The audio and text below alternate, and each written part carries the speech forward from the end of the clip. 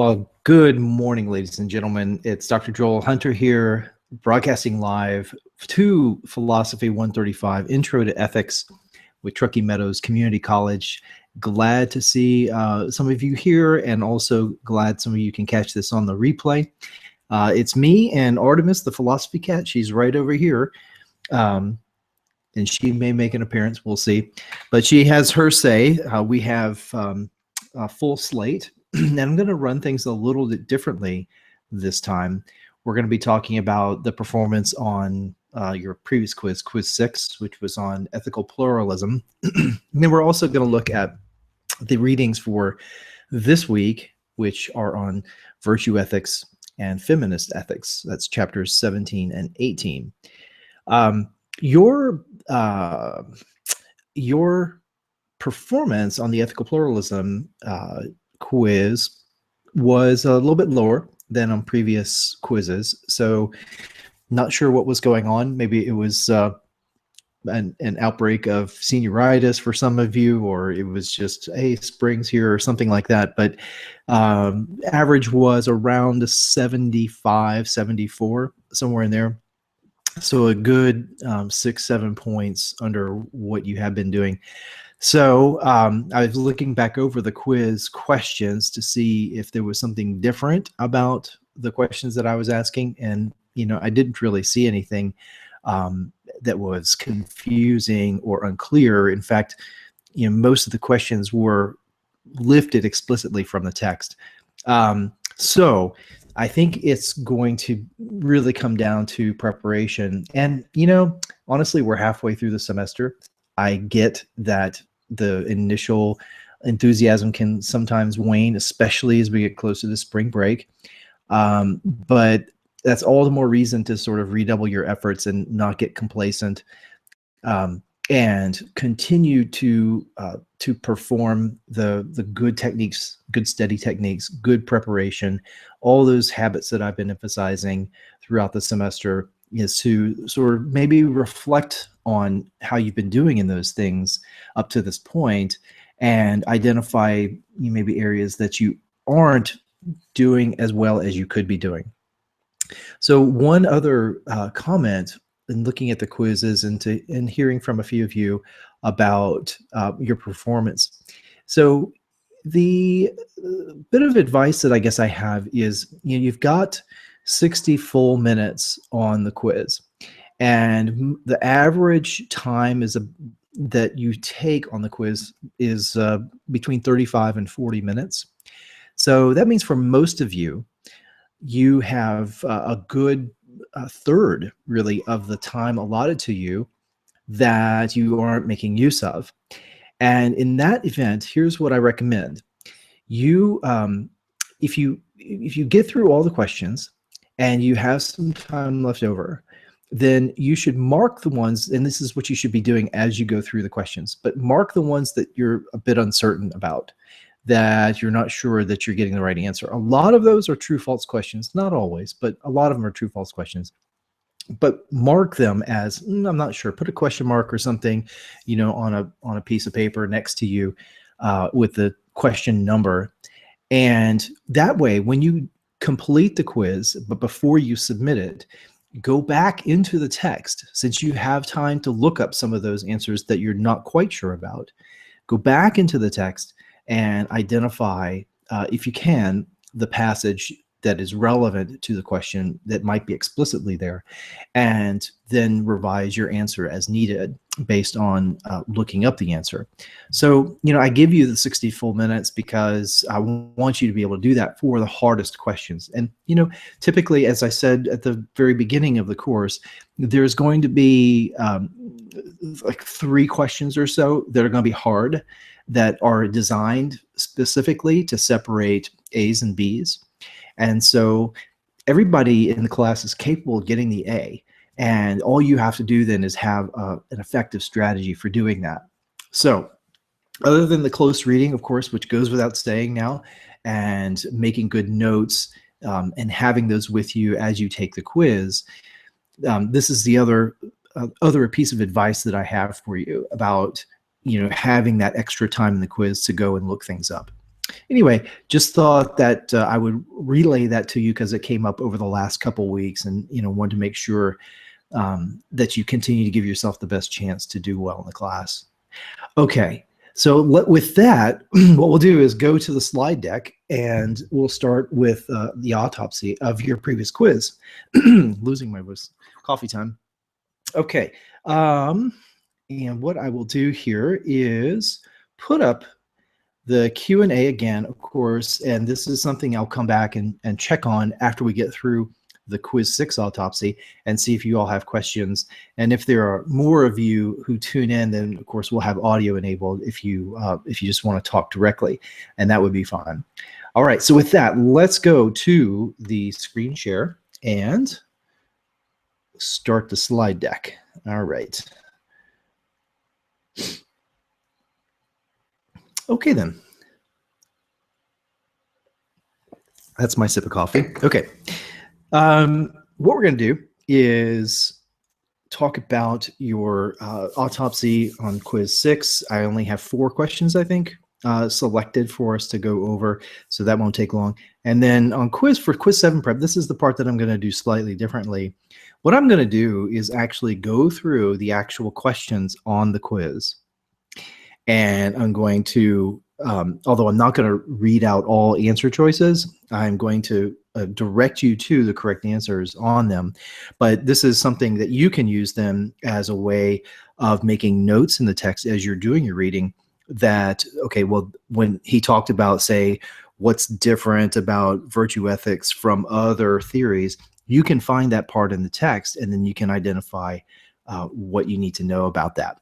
So that's what I'm going to do. I'm going to go through all of the questions for virtue ethics and feminist ethics, so to help guide you through that reading, because there's a lot of content in these chapters. So I don't want to, I don't want you to be to have overwhelm and not know what is what's important here. Okay, so let's go on then to the autopsy of quiz 6. Unfortunately, our graphic is a little more applicable this week than it was last week, or last 2 weeks, really. There was a little devastation in the quiz landscape, I'm afraid, with some of you not performing as well as you had in the past. So just want to encourage you to to focus and buckle down on what's going on with why you missed some of these questions. And if you have questions, of course, about that, or you're not sure, then by all means get in touch with me. All right. Now, questions 4 and 5, they go together because they have to do with the very basics of ethical pluralism. And the first one is question 4, and it is the one that gave you the most difficulty. And this is not really a trap question, but it's understandable why many of you chose false for this. I'm sorry, chose true for this, because it sort of fits the intuition that a lot of us have, that ethics, there's nothing truly absolute in ethics, and especially when you see ethical pluralism, this idea that there are multiple moral rules that are valid, that sort of automatically makes you think, oh, okay, well, that means there can't be absolute moral rules. Well, this is explicitly addressed in your text on page 220.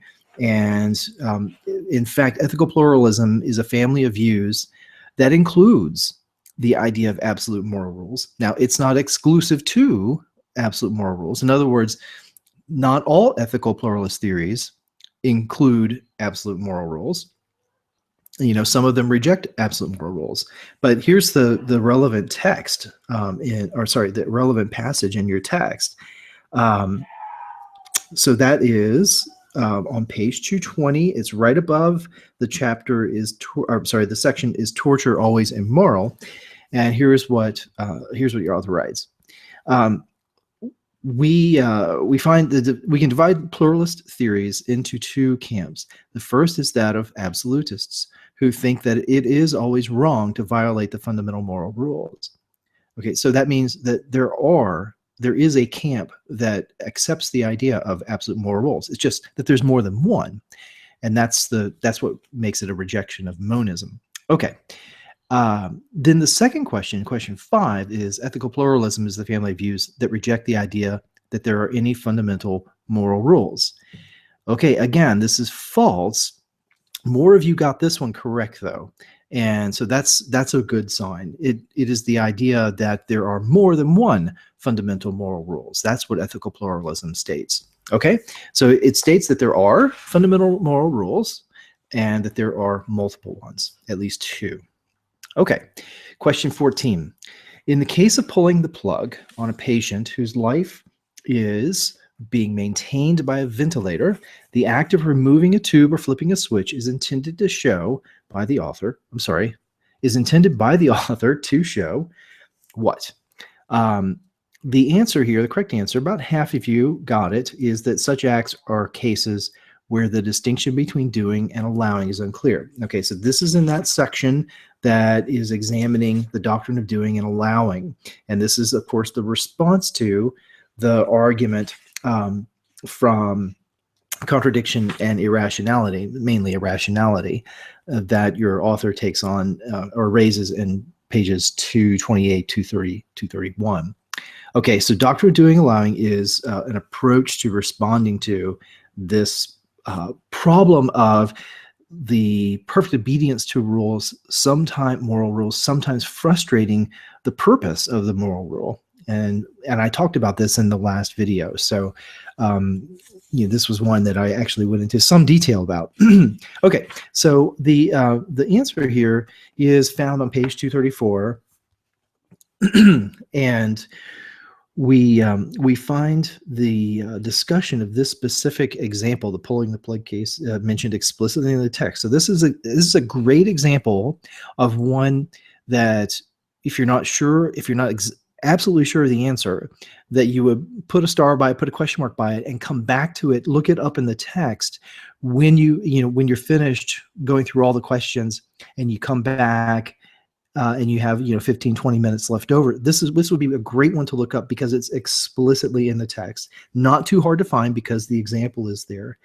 So on page 234, it discusses this, and here is the relevance claim. It is actually at the beginning of the paragraph where the example of pulling the plug is given. So here's what I'll just read the very first sentence. Even if that is so, in other words, even if we have different views about what doing harm is, and whether it's worse or not to fail to prevent it. Even if that's so, however, there's another potential problem for the doctrine of doing and allowing, and that is the distinction between doing and allowing is actually very hard to draw. Boom.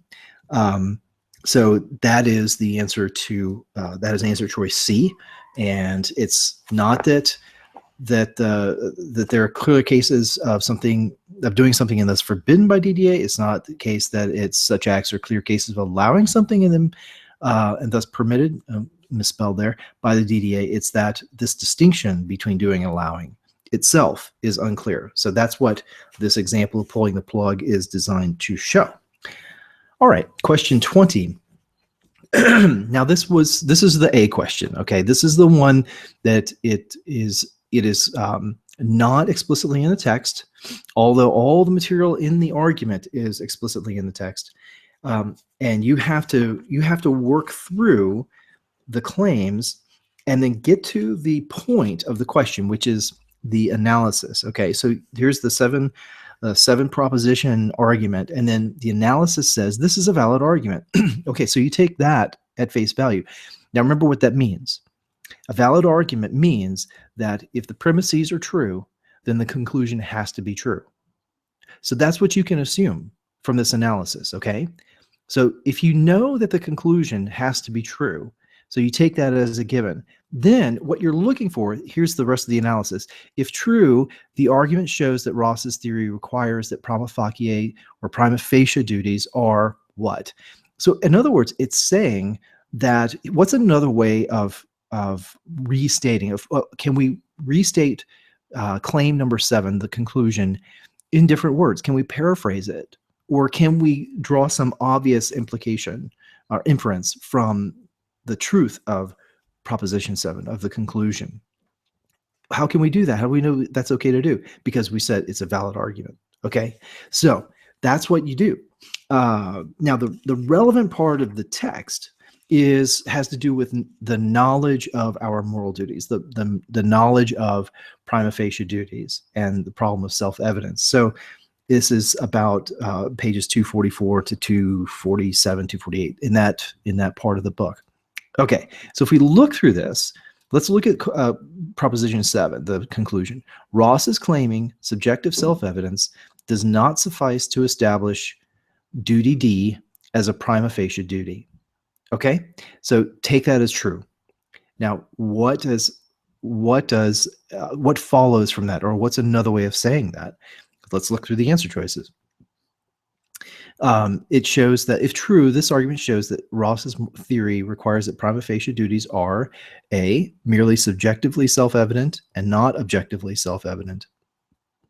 Okay, but we just said in claim 7 that Ross is claiming subjective self-evidence does not suffice. Okay, so no, that is not what Ross's theory shows. Okay, it's in fact exactly the opposite. It's answer choice B, that it shows that prima facie duties are objectively self-evident, if Ross's theory is true, that prima facie duties are objectively self-evident, that is independent of the individual who either knows or doesn't know the duty, and not merely subjectively self-evident. So even if you are not in possession of the knowledge that there's a prima facie duty D, that does not mean that those duties are not, or duty are not, objectively self-evident. It means you're just not in possession of it. Okay, so let's look at one more time at claim 7. Ross is claiming subjective self-evidence does not suffice. In other words, it's not sufficient to establish duty D as a prima facie duty. So my possession of the self-evidence of D is not enough. Okay, it has to be objectively self-evident. In other words, independently self-evident. All right, so that is that is supposed to help Ross solve the problem of moral disagreement over how we know our moral duties, of prima facie duties. Okay, so there you go. That is the claim that follows from the analysis. Now, most of you, or an equal number of you, chose the correct answer, as chose the next one, which is that it's not self-evident. So Ross is not claiming that our prima facie duties requires that they are not self-evident. No, he's not saying that at all. He's saying that the subjective self-evidence is just not adequate. There has to be objective self-evidence. Okay, good. Well, that was a difficult question, but many of you got it. So congratulations there. And just be aware of how you work through something. Remember what I said, in one of the first videos or second video, how you go about this is you work through each answer choice basically, and you plug it in and see if it works. Or if it's an analysis, if you have to do the analysis of the argument, in this case the analysis was given, but if you have to do it, then what you do is you work through each premise and you test it. You see if it could be false or whatever the question is asking you to do.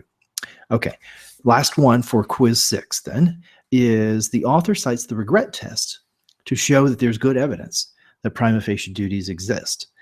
Which of the following premises in the particularist argument does this response appear to refute? Okay, so this is discussed then on page 204. Oh, that's not correct. It's not on page 204. Oh, that's my wrong slide. Ha! Nicely done. Okay, so I did not get this. I didn't take out the old slide. As you can see, I do a little copy and paste. Sometimes I do it wrong. All right, so this is the particularist argument is on starts on page 247, but the argument itself is given on page 251, or it's really a set of claims that is for the particularism position. And if you remember, particularism is this idea that there are no prima facie duties, there are no absolute moral rules, and that everything will depend, the moral importance of something or our duty will depend completely on the context of where the action is occurring and the choice is made. So it's relevant to or relative to the specific situation. So there's no moral rules in advance that you can know to help you navigate the situation where you have to make a moral judgment. Okay, so if we look at this, we have to then, to answer this question, we have to know what is the regret test.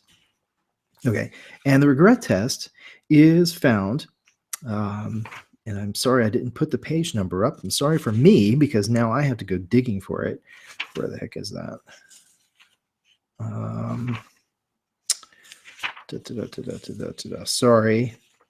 Sorry. Radio silence here as I dig through that. Oh, yeah, it's pages 240, 241. Sorry, that's what I should have had up there. Page 240 is where the discussion of moral regret comes in. So the regret test is, let me just read to you where the relevant part is from that section, from that page. So first of all, regret is that feeling that you might have if you have to give up something important. If you have to sacrifice something of value, that regret is something that that you feel. And so this is important for Ross's view, because remember, there are possibly more, there's multiple prima facie duties that one might have, and you might have to sacrifice one of those. And for it to be a real sacrifice, there has to be some moral cost to that. And if you get a parking ticket, just to put it in those kinds of terms, you feel the cost of that, right? Because it's gonna cost you money. Well, this is, the regret test is like moral money. You will actually feel the pain of sacrificing one of your prima facie duties if you have to do that.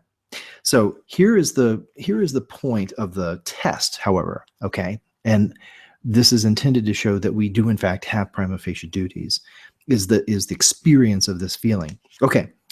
The test is simple. There is a prima facie duty to act in a certain way only if it would always be appropriate to regret our failure to act that way. Okay, if there were nothing valuable about gratitude, for instance, then missing a chance to express gratitude would not be cause for regret, but it is.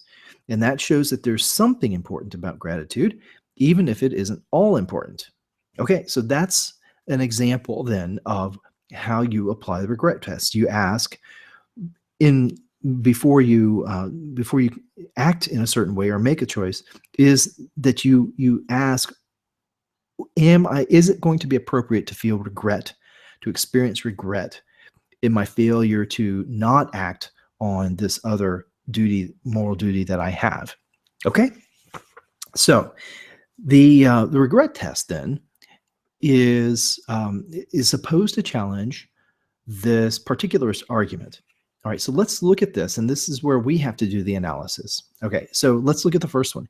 If nothing possesses permanent moral importance, then there are no prima facie duties or absolute moral rules. Okay, now this sets up what's called a hypothetical claim. And what we don't know just based on this claim is whether the first part of it is true or not. So if nothing possesses moral importance, but we don't know if anything possesses permanent moral importance. That's what the particularist has to show. Okay, and so that particular claim then is not going to be attacking this premise. Then we look at the second premise. Nothing possesses permanent moral importance. And the regret test is supposed to show you that. Okay, so it is a denial then.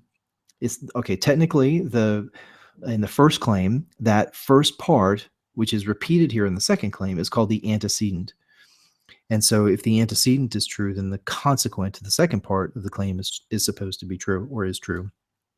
Okay, so what the regret test is supposed to show is that the antecedent of the first claim is false. Okay, but it's not the hypothetical claim itself that is the problem. It is instead the the first half of that claim, that nothing possesses permanent moral importance. And the regret test is intended to show that, or is supposed to be evidence that, oh, well, in fact, um, there are things that have permanent moral importance, and we know that they do because it's appropriate to experience regret when we have to sacrifice them. Okay? The third claim then is, if there are no prima facie or absolute moral rules, then particularism is false. Well, this just follows that this just follows then from 1 and 2. So really, the one that Ross and others subscribing to the view of prima facie duties would attack is that second one, and the regret test is there to do that work. Okay, and then that slide doesn't belong. Quiz 7. So let me pop out and see if anyone has questions so far, and if I can find where in the world we are. Here we are. Okay. Hi again. So here we are. Quiz 6, autopsy. Again, just to review, the average was a little lower than it had been in the past. It was about 74 or so. So, I'm a little concerned about that. And in looking through the questions, again, most of them were explicitly in the text, so you should have got them. But there were some that were difficult, like the last two that I went over with you. But those are the A questions. So again, I wanted to go over that to show you what those look like and how you approach them. All right, so if there are no questions, and let me just take a peek here. Okay, so nothing in the Q&A just now. So I'll go back to the slides, and then we're going to do things a little differently for virtue ethics and feminist ethics. I'm actually going to go through the whole quiz and tell you the points that you need to focus on in the readings. Okay. And then I have some final remarks after that we'll come back to, and then we'll talk, if you have any questions after that. All right, so see you in a moment. Let's go on to quiz 7. Right. Okay. So let's talk about virtue ethics. And the thing about virtue ethics is that it really is an entirely different approach to moral theory than what we've been looking at so far. So far, what we've been doing is the concentration has been on moral duties, and that is answering the question, what should I do? That's the main question that we've been looking at in the moral theories we've covered in chapters 6 through 16. They're all attempts to answer that moral question, which is, what should I do?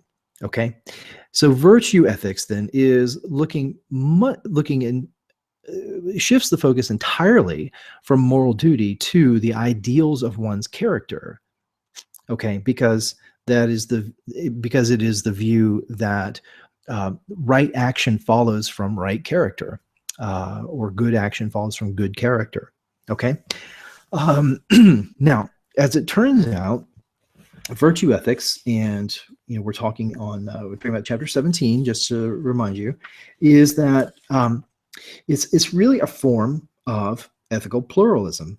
And even though it's not intended to help us find out what our moral duties are, that's not the ultimate purpose of it, but it is related to ethical pluralism, because it on the one hand, it says, look, there is a single ultimate standard, and that is, do what the virtuous person would do. But because that's such general advice, it's like ethical pluralism, because you have more than one fundamental moral rule that might be in play. Okay, so that is it's of all the things that we've read so far, virtue ethics is a form of ethical pluralism. Okay, so that's something that you should look at and understand. All right, next point is the in bold on page 255. There is the discussion of the moral exemplar, and an exemplar is a person, it's someone, and they are the sort of ideal example for the virtue ethicist. And so what you do is you identify the virtuous person. Remember, the virtue theory says that an act is morally right just because it's one that a virtuous person acting in character would do in that situation. And so what we are looking for then are these moral exemplars in order to help us understand and perceive what actions are right and which ones are wrong. Okay, because they would be done by the moral exemplar. Now, one of the strengths, I guess, of virtue ethics is that moral wisdom does not come easy, and it is a complex a complex affair because there are many parts of human experience that come into it. Excuse me. Okay, so in fact, experience itself is something that's required to gain moral wisdom. You have to you have to have had experience in making difficult moral choices, and it's through the experience of of having to decide what's the right thing to do in this situation that you gain that experience. So virtue ethics does not think that with zero experience in life that you can simply open a rule book and look up the right thing to do in a given situation. No, you actually have to work through it and gain experience, and sometimes that means making mistakes, moral mistakes, and you learn from it and you don't repeat it if you are acquiring virtue. Another thing that another characteristic that's necessary to acquire moral wisdom is emotional maturity, and this this is discussed also pages 256, 257, that area. Another characteristic that is needed is reflection, the ability to reflect on events, on what has happened, on your your own thinking, your own mistakes, if that happened, your own vices or weaknesses or habits. You have to be able to reflect and take stock of those things. And with that reflection, and reflection aids in then training, you have to, it's like more, becoming a virtuous person is like becoming an athlete. That's what you're doing. You are working to become as good as you can possibly be at the sport, in this case, in living the virtuous life. And so it requires training. It just doesn't come automatically, and it doesn't come without a certain kind of effort. Okay, one thing that a characteristic that isn't needed to gain moral wisdom is a high IQ. Having book knowledge is helpful for some things, but you can be virtuous without having a high degree of intelligence, without having a college education or those kinds of things. You can still be virtuous according to virtue ethics. Intelligence, when it comes to intelligence, more than theoretical knowledge, is far more important is practical knowledge, and that's life experience. Okay, next point to cover is how you get moral education in the virtues. Okay, and this came up in the previous point where I was talking about reflection and training as requiring moral wisdom. So, okay, so you want to be morally educated. Where do you go? Do you take Philosophy 135 with Dr. Hunter? at Truckee Meadows Community College? No, you don't. Not according to virtue ethics. Instead, what you do is you become an apprentice. You become an apprentice to a moral exemplar, if possible, right? You become an apprentice to someone who is virtuous, who conducts their life in according to virtue. Okay, and then of course there are signs for being able to identify such an individual. Okay, so apprenticeship is the key means to attain a moral education in the virtues. Again, so much of this is, if you think about it, is so very different than what we've been looking at, which has more to do, previous theories, which have more to do with being apprised of the right rules to guide your conduct, and that's not what virtue ethics at all emphasizes. Okay, now what about the emotions? Because that was, emotional maturity was one of those characteristics that's necessary to acquire moral wisdom. So what role do emotions play in moral understanding? Well, there's more than one. They, first of all, they help you motivate. They help you be motivated to do the right thing. You feel the pull or the draw toward doing the right thing. And that, that is something that the emotions can help push you or draw you toward the right thing. They help you tell the difference between what's right and wrong, and it isn't always obvious. So I mean, this would be feelings like empathy or compassion. They help you identify in a given situation, what's the right thing, what's the wrong thing. Emotions also help you see what is actually relevant, what's morally relevant in a given situation. Again, by the awakening of certain feelings that one might have to, say, somebody who is hurt. Is it relevant?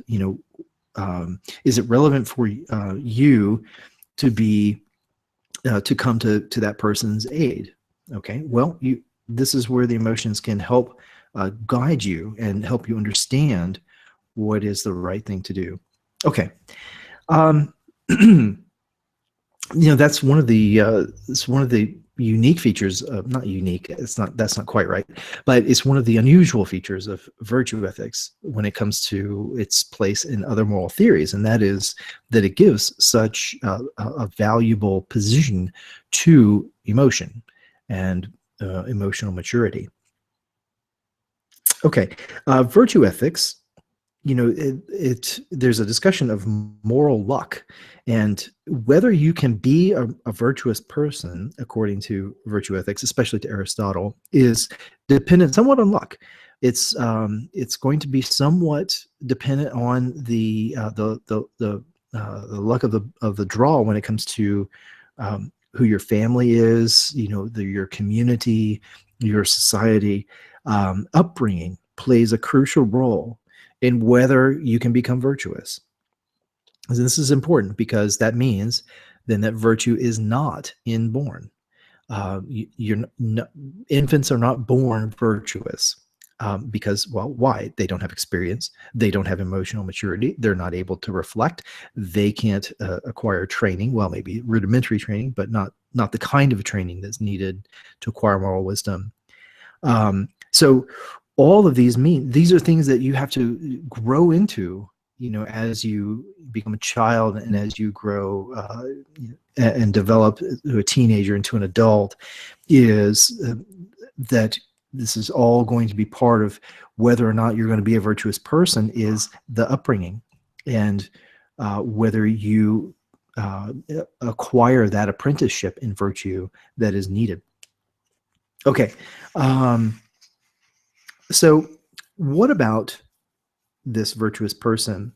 Most of our theories so far have been looking at what our moral duties are. So we're looking at what I should do, or what one should do.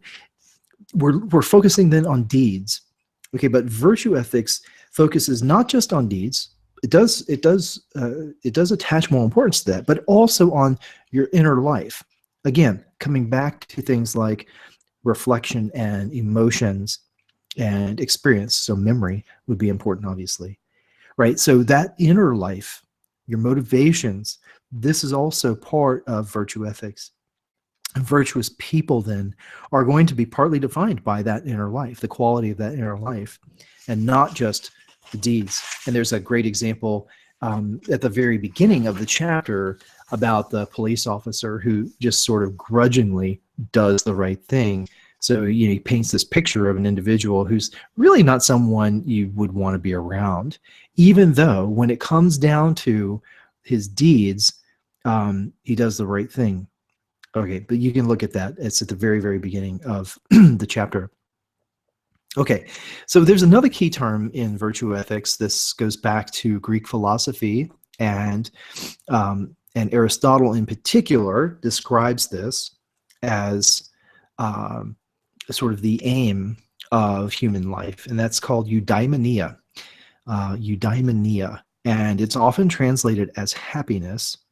But that isn't quite right, at least not in the sort of ordinary meaning that we attach to the word happiness today. So for Aristotle, for virtue ethics, eudaimonia means, excuse me again, means an excellent life for whoever's living it. So it's not just that you're merely enjoying things. It's not just that you're in a great state of mind, but it means it's an active life filled with wise choices and worthy pursuits. It's a flourishing life. It is what it means to flourish as a human being. That's eudaimonia. And that's what the virtuous person obtains by being virtuous. You attain the life of eudaimonia. Okay, so it's not hedonism. It's not, just being nice. It is not just the kind of detached pleasures that come from the intellect, right? No, this is an active life filled with wise choices and worthy pursuits. That is what virtue, the life of virtue, delivers. Eudaimonia. Okay, all right. There's an argument. In these two chapters, there isn't much in the way of the arguments, but here's one. It's the argument from Tragic Dilemmas, and this is supposed to be an objection to virtue ethics.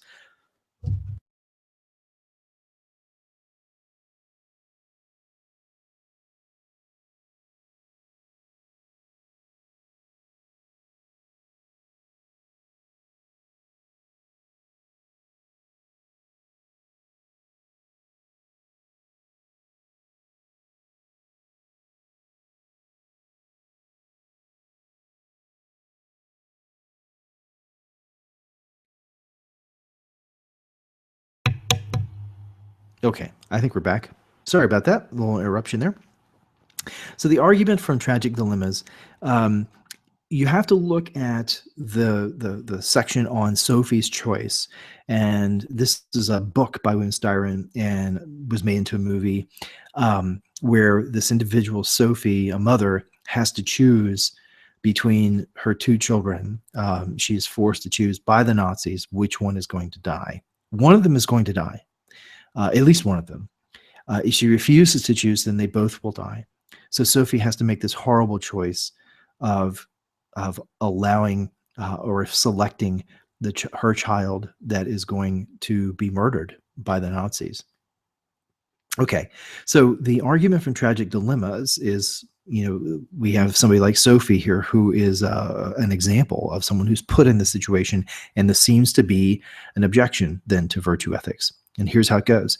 If virtue ethics is the correct account of morality, then Sophie's selection of one of her children to be murdered is morally right and morally praiseworthy. Now, let that sink in for a second.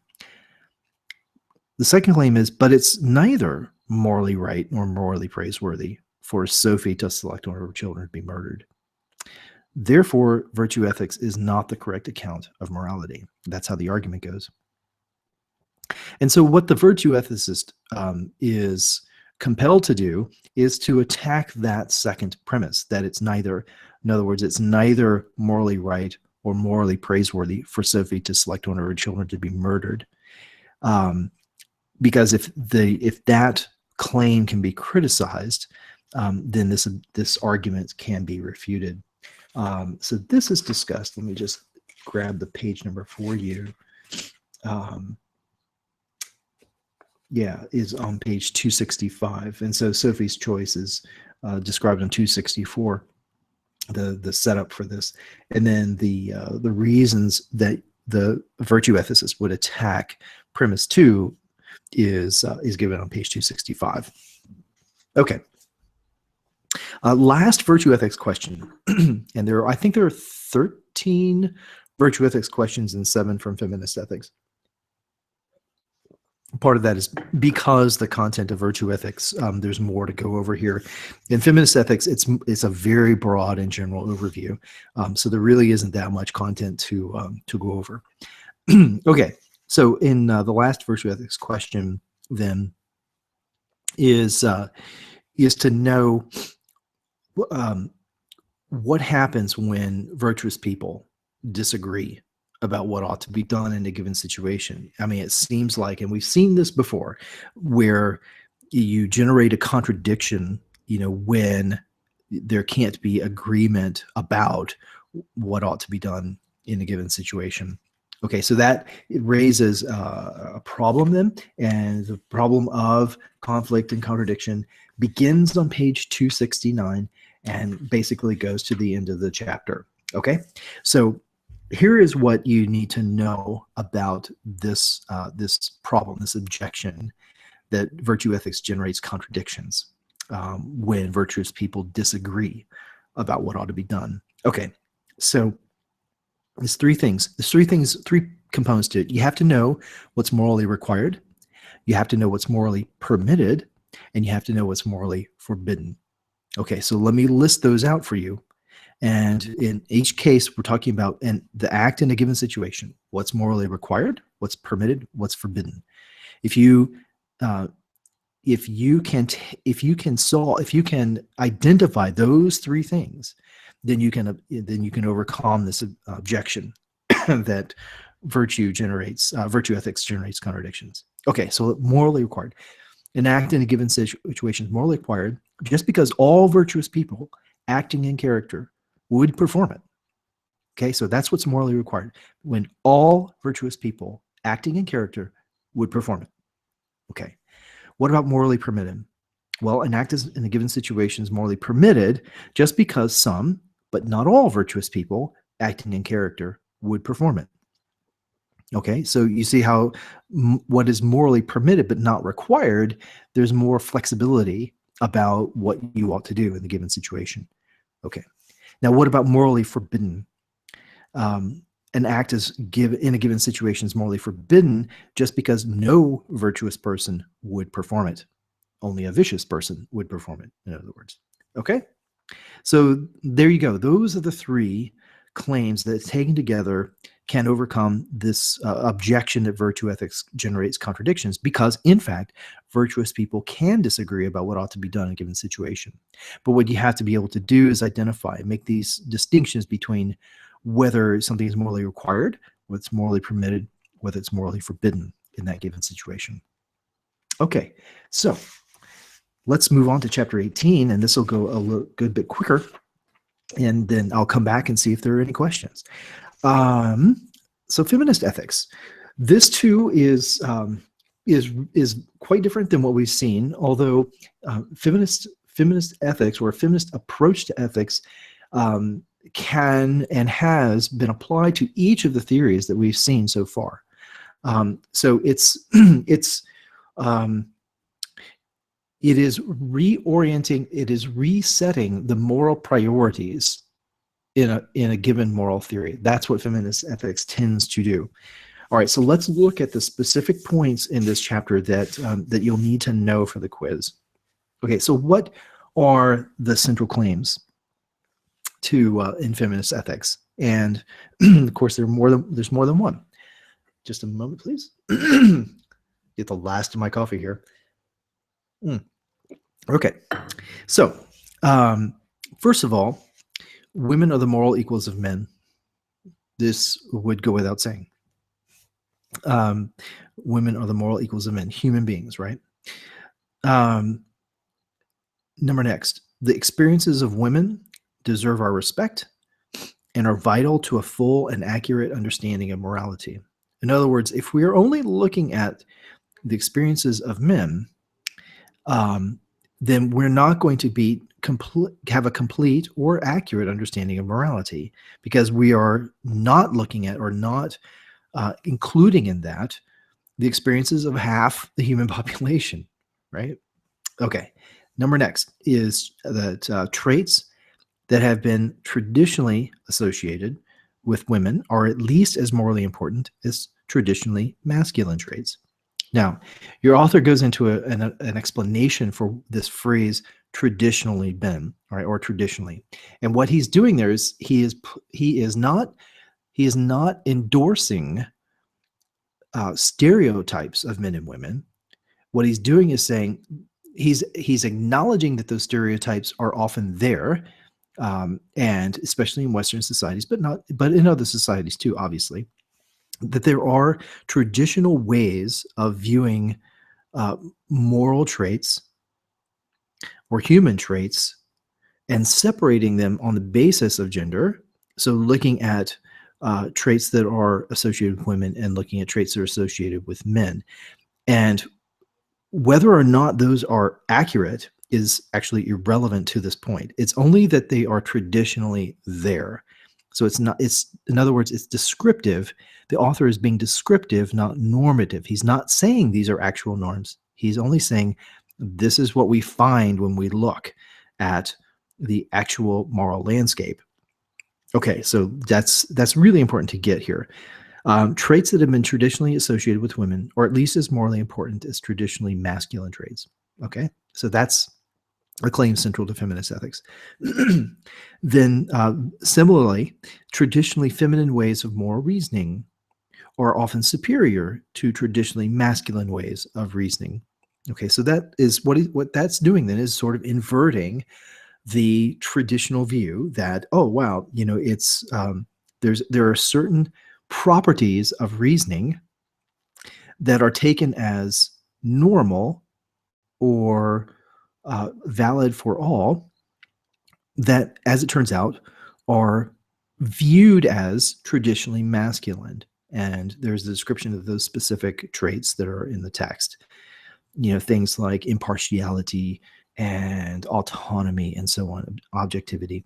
And it's not that those are invalid within a feminist perspective. It is that it is too limited because it isn't taking into account the ways of moral reasoning that are traditionally feminine. Okay. So those are the four central claims that I put on your quiz that are one of the questions. Then there is a discussion of the psychologist Carol Gilligan and the importance of her work in the development of feminist ethics. And what this section here has to do with her response to a model developed by a colleague, Lawrence Kohlberg. Okay, and this model is supposed to show how human beings morally develop. And what what they found was that if you take this model as normative, in other words, applying to everyone, then you find that most women don't advance beyond the third stage out of 6 stages. Okay, now how can that be? Are women simply incapable of moral development beyond a certain level? Well, that seems unlikely, given that we're all human beings, and we share certain kinds of experiences. So the next thing would be to look at is, well, wait a minute, maybe there's a problem with the model itself. Okay, so those are your options. Either, oh, this is evidence that there is some inborn moral immaturity in women, or there's a flaw with the model. And so that's what Carol Gilligan concludes, is that no, we have a flaw with this model. there's something that is prejudiced about the model toward men. Okay, so that's the point. So Carol Gilligan is criticizing the model. She does not adopt the view that if you take the model for granted, that it shows that women have inborn moral immaturity, or it's evidence for that. Okay, she rejects that. All right, so good. Let's see. The next point is the sort of the big idea in feminist ethics, or one of the main concepts that in early feminist ethics and continues to be important to feminist ethics is, where do we define the basis of our ethics? Is it in reason? Is it in emotion? Is it in conduct like impartiality, or attitudes like impartiality? What is the model of our moral relations? What's the basis of our ethics according to feminists? And the answer conceptually has been care. This is the notion of care. So feminist ethics is often called an ethics of care. All right, that's discussed then starting on page 280. All right. Now, I said earlier that went through, the 4 points that are, the central claims of feminist ethics, and I want to come back to one of those now and talk about that. One of those claims is that that the experience of women, of female experiences in particular, distinctive female experiences, have been overlooked mostly by philosophers. Or I should say largely overlooked or ignored by philosophers. And that if we instead put some attention on those, we shine a light on the distinctively female experiences, we're going to see how they are relevant to moral thinking. And so here are some of those distinctive female experiences that are relevant. One would be an obvious one, pregnancy. So there is the experience of giving birth. There is the experience, and these are come with historical evidence. Okay, physical and economic vulnerability. Okay, so the physical vulnerability, victims of abuse, of rape, and so on. Then economic vulnerability, that is dependent on the economic provision of men, or a system that is patriarchal. Okay, so physical and economic vulnerability is something distinctive to female experience. Then the dependence, and I mentioned that just a moment ago in economic vulnerability, the experience of dependence that is not independent, and a lack of autonomy, of being able to make choices for oneself. This too has been a distinctively female experience. And then a fourth experience would be discrimination. And the obvious examples of discrimination would be in work. So in job discrimination, professional discrimination, being excluded from certain professions. These are also distinctively female experiences that, if we look at those experiences, our moral thinking has to be informed by them. Okay? Next point. What are our sources of moral duties? Now, that's been a big question. And in feminist ethics, there are sources of moral duties that have been overlooked, and let's take a look at what those are. Where do they stem from? Where do we find those different sources of moral duties coming from? The number one, and the number one thing that is brought into focus in feminist ethics is the relationships we have with other people. And particularly those who are closest to us, but it's certainly extending beyond that. So starting with the family and extending to neighborhood and community, and even larger in society, that it is the relationships that we have with other people that is an important source of our moral duties.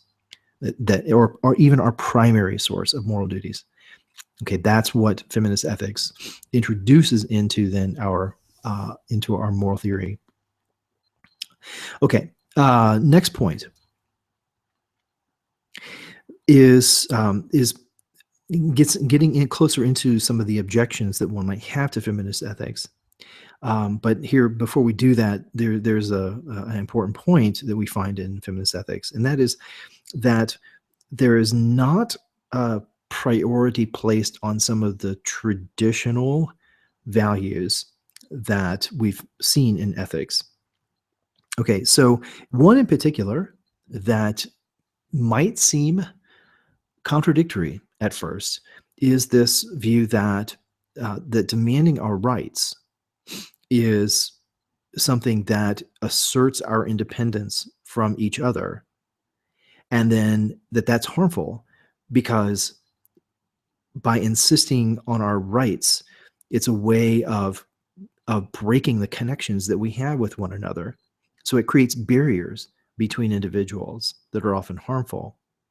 Okay, so this is I would call this a later form of feminism because it isn't limited to, feminist ethics is not limited to social empowerment or political empowerment. That is an earlier form of feminist ethics where the emphasis is on equal treatment.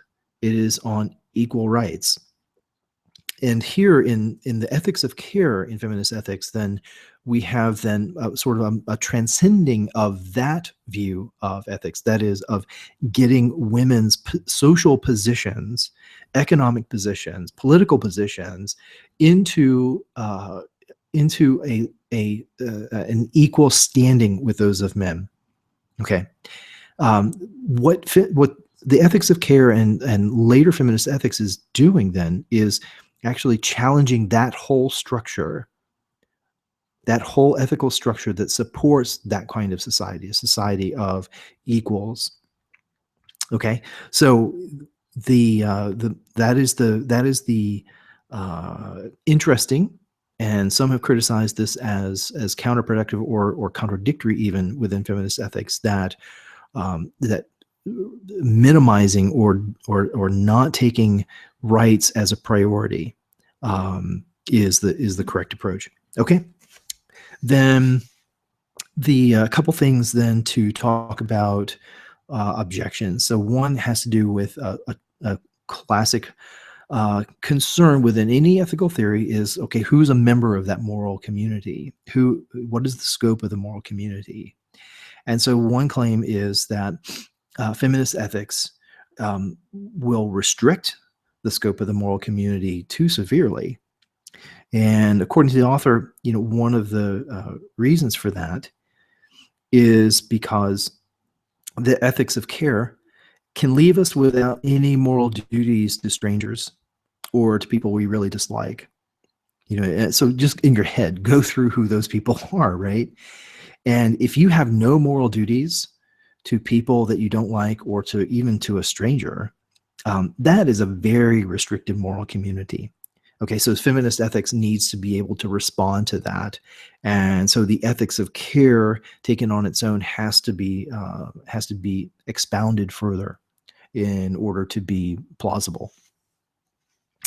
And then a second is that the it's related to the point I made earlier about the demand, the making rights a less of a moral priority, and that is impartiality. So in questions of justice, then these all have to do with justice. So an ethical theory that downgrades impartiality has serious moral costs. If you are going to be partial to a group of people based on some identifying characteristic, there's serious moral cost to that, because of not only the consequences of the kinds of harm that would be generated from showing partiality, but then to questions of power and who is in a position to make those partial judgments. All right. So impartiality, just to refresh you, is this principle that is supposed to correct for prejudice and bias. It's this idea of blind justice, right? That we're not going to look at those identifying features of an individual, their race, their ethnicity, their religion, their gender, and we're going to make a judgment that is irrespective of those identifying features. Okay, so according to then the author, feminist ethics is one of those ethical theories which downgrades impartiality. And so that's going to be a moral problem that feminist theory has to work through, so that justice is not entirely sacrificed. Okay, on the ethics of care. All right, well, those are the points. And sorry that went a little long, but I actually wanted to go through every single point that's on the quiz. And I've actually given you all the answers in what I've just gone over. So I hope you find that helpful. Let me pop out and see if we have any questions in the queue, or if there are people here who want to go over any of these points, any questions, any problems, fears, worries, that sort of thing. Okay, so we're back, and just give a little listen here. I don't think we're going to have audio because I don't think there's enough viewers here. But what we're going to do is take a peek here at the Q&A. Oops, I just turned it off. There we are. Okay, so no questions from any of the viewers. That's fine. And I hope this is helpful to you. So just a heads up about the next couple weeks. I don't need these. So you have, I'm a little late in getting the quiz to you. I updated it yesterday, and I've postponed the due date to, I think it's Tuesday night. So I'm giving you 2 extra days on this quiz on virtue ethics and feminist ethics. So you have time to digest this material as well as complete the reading. Now, for next week, just to get ahead of ourselves a little bit, we're gonna transition into our next book, The Ethical Life, where we're looking at concrete moral problems and doing case studies, which is going to be a lot of fun. But that'll be your readings for the following week, and then you have spring break.